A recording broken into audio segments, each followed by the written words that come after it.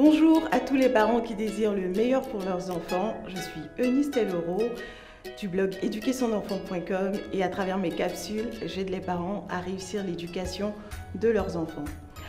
Dans cette vidéo, je voudrais vous parler d'un sujet assez délicat.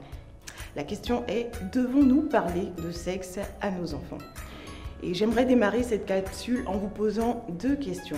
La première, c'est à quel âge avez-vous été confronté ou avez-vous entendu parler de sexe pour la première fois? Répondez sincèrement. En fait, je ne demande pas l'âge auquel vous avez eu votre premier rapport sexuel, non. Mais à quel âge avez-vous été confronté ou à quel âge avez-vous entendu parler de sexe pour la première fois? Ok. Et la deuxième question, c'est comment avez-vous été confronté au sexe ou comment en avez-vous entendu parler?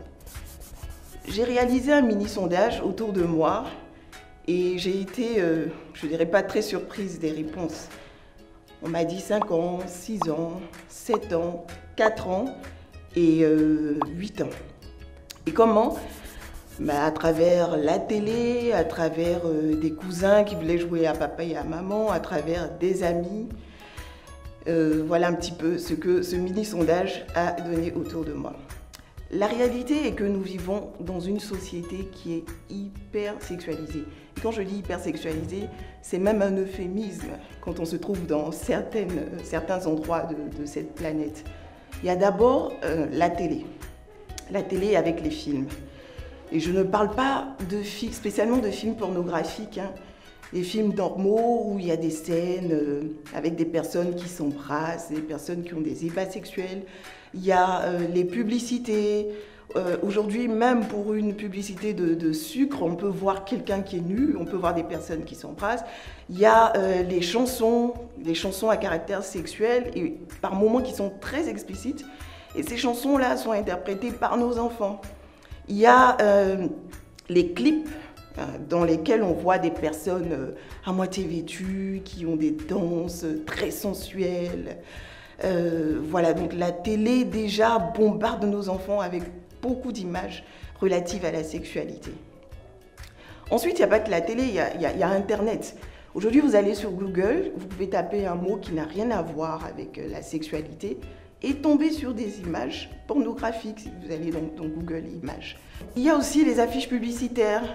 En Afrique, on le vit un petit peu moins qu'en Occident quand même. Mais dans certaines villes, il y a pas mal d'affiches publicitaires avec des personnes qui sont à moitié vêtues, c'est des affiches à caractère sensuel. Il y a aussi des artisans qui font des portraits, des dessins érotiques. Et nos enfants, quand ils passent dans la rue, ils voient toutes ces choses-là.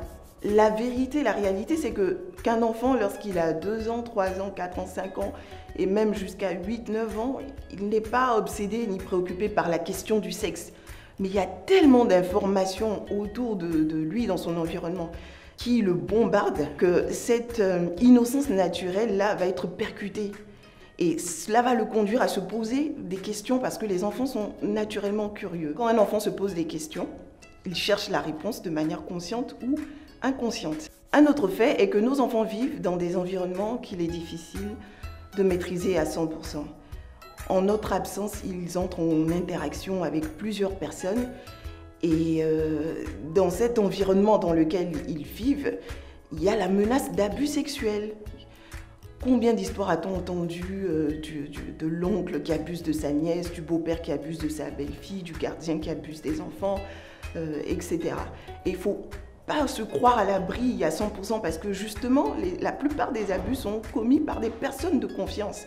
Donc il y a ce besoin-là de protéger nos enfants par rapport au sujet de la sexualité. Il y a aussi l'école qui s'en mêle. L'école qui s'en mêle.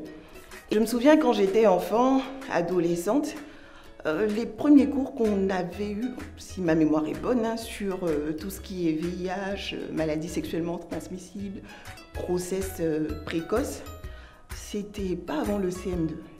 Mais aujourd'hui, à partir du CE2, on commence à aborder la question, sans doute parce qu'il y a eu des abus Et quand votre enfant rentre de l'école avec son cahier de leçons où il est dit que les maladies sexuellement transmissibles se contractent par des rapports sexuels non protégés, la question de la sexualité est déjà plus ou moins abordée et votre enfant se pose des questions. Il y a enfin la pression interne que vit tout être humain à l'âge de la puberté où les hormones se réveillent. Et pendant cette période de la puberté-là, il y a pas mal d'adolescents qui sont confrontés à la masturbation.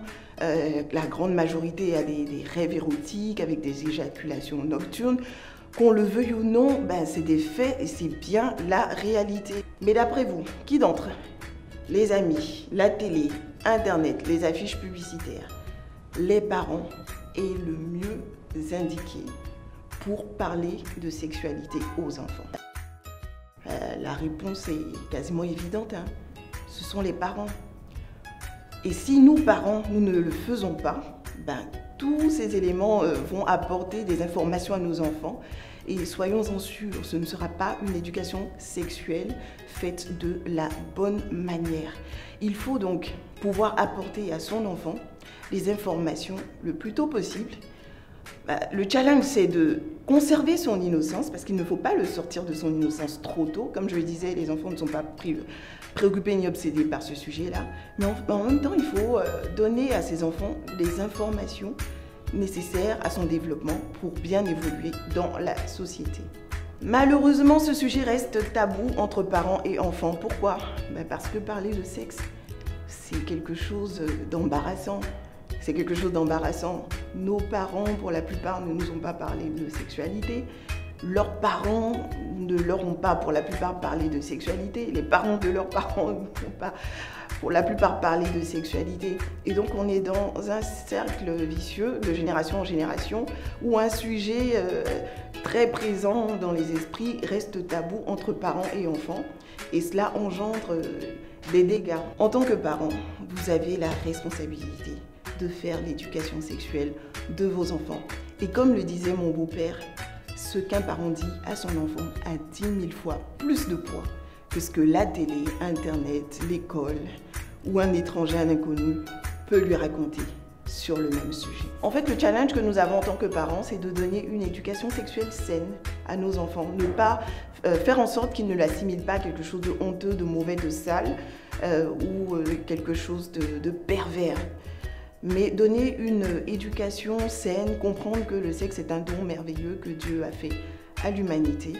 Et donc leur expliquer aussi le cadre, le bon cadre dans lequel l'activité sexuelle doit se pratiquer. J'ai eu à faire pas mal de recherches sur le sujet et dans ma prochaine vidéo, je vais tenter de répondre à cette question-là. Que dire exactement à nos enfants en fonction de leur âge? Pardonnez-moi de vous avoir mis l'eau à la bouche et de m'arrêter ici. Si vous avez aimé cette vidéo et que vous pensez qu'elle peut faire du bien à un parent, n'hésitez pas à la liker, à la partager et à vous abonner à ma chaîne. J'apprécie aussi énormément vos commentaires, ils m'encouragent. À très bientôt.